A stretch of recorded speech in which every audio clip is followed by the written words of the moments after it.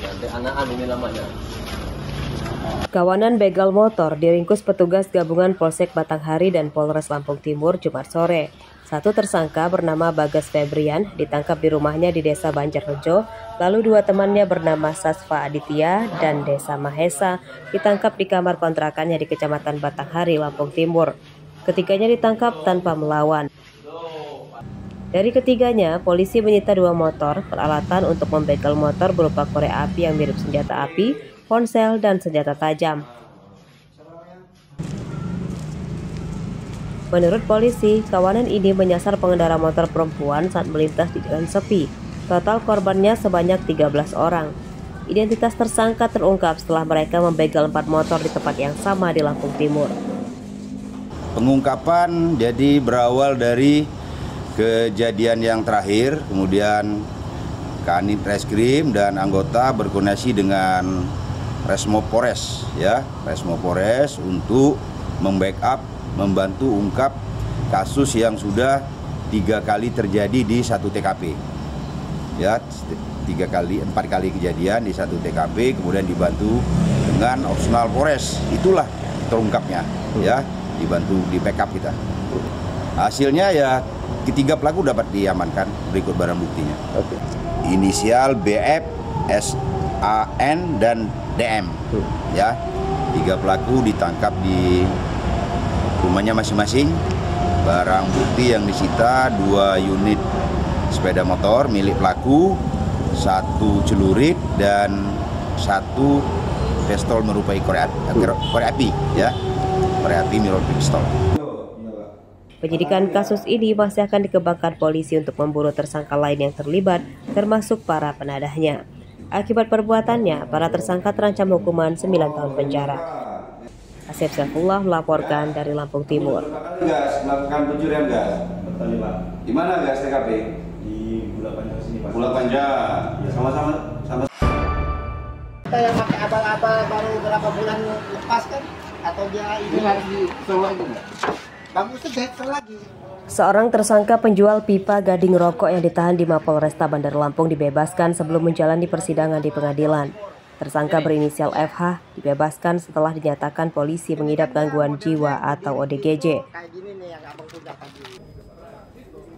Namun pembebasan tersangka FH tersebut kini ramai jadi perbincangan warga karena setelah bebas, pengusaha toko sepatu tersebut tetap melakukan aktivitas di tokonya di Langkapura, Bandar Lampung.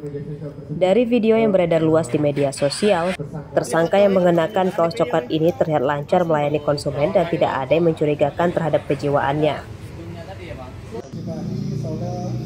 Saat dikonfirmasi pada Sabtu siang, Kapolresta Bandar Lampung Kombes Alfred Jacob Tilukai menyatakan pembebasan tersangka sudah sesuai prosedur.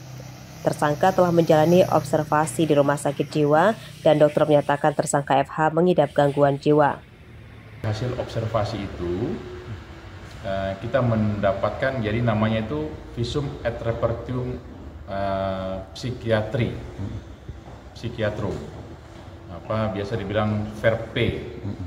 Nah, dari hasil VERP itu kemudian penyidik melakukan permintaan keterangan terhadap ahli, dokter yang menangani.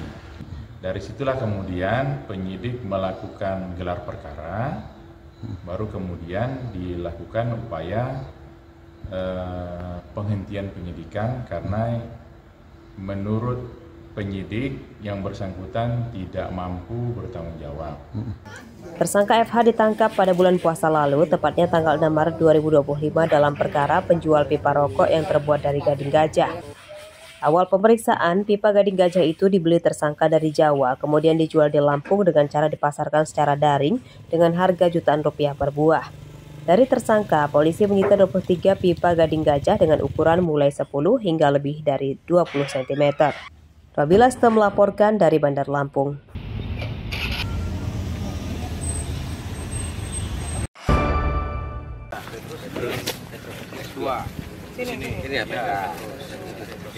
Tim Komisi Nasional Hak Asasi Manusia atau Komnas HAM Jumat siang mendatangi lokasi 3 polisi gugur akibat ditembak saat menggerebek judi sabung ayam di Kecamatan Negara Batin, Waikanan. Komnas HAM didampingi oleh polisi dan keluarga para korban. Kedatangan Komnas HAM dalam rangkaian mencari fakta atas kejadian tersebut dengan melihat bukti-bukti di lokasi dan meminta keterangan saksi-saksi, baik dari keluarga korban hingga polisi yang ikut menggerebek judi sabung ayam tersebut.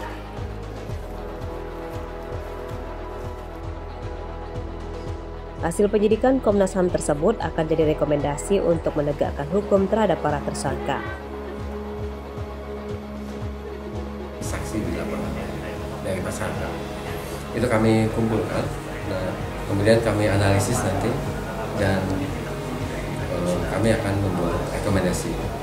Dan sebenarnya dari awal rekomendasi Komnas HAM kami meminta adanya penegakan hukum yang adil dan transparan gitu.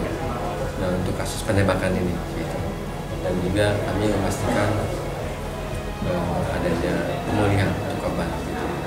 Pemulihan itu baik untuk anggota keluarga, kemudian juga pemulihan yang lainnya gitu. Karena di situ juga terkait dengan ada bantuan psikologi, kemudian karena trauma keluarga, mengalami trauma, kemudian juga kami ingin memastikan juga adanya kompensasi dan restitusi karena ini juga untuk korban. Penembakan 3 polisi terjadi pada 17 Maret 2025. 3 polisi yang gugur adalah AKP Lusianto, Kapolsek Negara Batin, dan 2 anggotanya bernama Aibda Petrus dan Bribtu Galib. Pada kasus tersebut, 4 orang telah ditangkap. 2 tersangka merupakan oknum anggota TNI Angkatan Darat yang bertugas di Koramil Waikanan. 1 tersangka adalah polisi Brimopolda Sumatera Selatan dan 1 lagi warga sipil sebagai pengelola judi sabung ayam. Pada kasus tersebut, petugas menyita puluhan mobil dan motor dari lokasi arena judi sabung ayam, peralatan judi dan uang tunai. Sedangkan para pelaku judi sabung ayam yang lolos hingga kini belum ditangkap. Ardio Haba melaporkan dari Waikanan.